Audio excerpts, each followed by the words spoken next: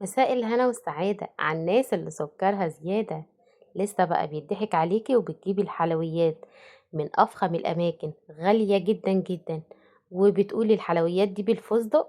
اثبتلي الحلويات دي مش بالفستق ولا حاجة، ولا يمكن حاطين فيها ريحة الفستق اللي احنا هنحطه النهاردة. يا لوزة لسه بتتغشي؟ تعالي ما تخليش حد يغشك، واختك دودو موجودة.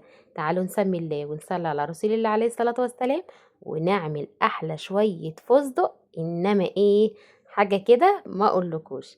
يلا استحلفتك بالله تحطي لايك، ويلا بينا نشوف الفستق اتعمل ازاي. والمحلات الكبيرة واشهر وافخم المحلات الكبيرة بتعملك الحلويات بالفستق ازاي.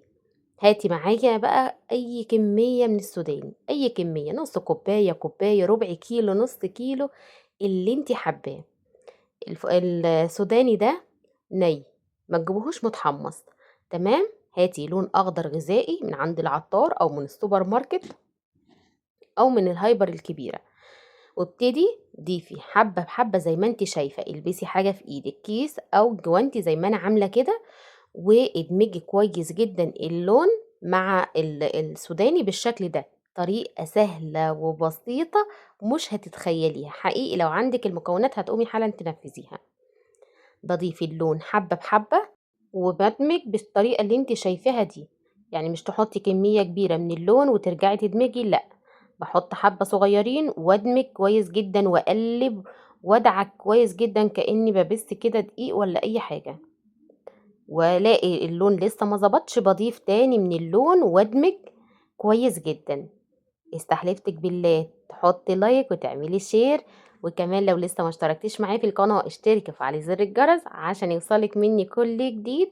وصلي على النبي كتير عليه افضل الصلاة والسلام. ولسه عمالة بصوا بدعك كويس جدا جدا، بياخد معاكي شوية وقت لغاية ما اللون بيظبط معاكي، بس بصراحة الوصفة تستاهل. اهو في اخر حاجة كده هحط روح الفستق او آم، اسانس الفستق برضو هتجيبيه من عند العطار. ولو ما لقيتيش الفستق تقدري تجيبي البندق وتقدري تستغنى عنه خالص، بس نصيحة مني ما تستغنيش عنه لان بيودي طعم السوداني فستق فستق مفيش كلام. تمام. باسيبهم بقى بعد ما دمجت كده اللون، وكمان دمجت الأسانس الفستق. بسيب الفول بقى لمدة ربع ساعة 10 دقايق لما ينشف عندي اللون شوية، وبعد كده باخده بقى على طاسة أو في صينية على البوتاجاز. تقدري تحطيه في صينية ودخليه الفرن، بس أنا بصراحة استسهلت وقلت على طول في صينية وعلى البوتاجاز من فوق كده، فمش هياخدوا معايا وقت. وابتدي أحمص كويس جدا السوداني بالشكل اللي انتوا شايفينه ده، او الفستق خلاص هو مبقاش سوداني، هو بقى فستق وبقى 10/10. عايزة اقولك الشقة في الوقت ده كانت ريحتها خطيرة جدا من ريحة الفستق، من ريحة الأسانس اللي احنا ضفناه، خطيرة جدا. وعلى فكرة ده مش غالي، ده ب40 جنيه وهيكفي معاكي الحاجات كتير جدا، وفي حلويات رمضان وكمان حلويات العيد يعني. فهو كويس جدا. حطيت قد ايه؟ قولي ربع معلقة كده. وهنا على نار هادية كده بتبتدي تقلبي شوية بشوية لغاية ما السوداني يتحمص معاكي، وما تزيديش في التحميص عشان ما يمررش معاكي. بصوا اهو اتحمص وبقى خطير جدا. ببتدي بعد ما بطفي النار بفضل اقلب برضو شوية تاني شوية، عشان طبعا الصينية بتبقى سخنة جدا.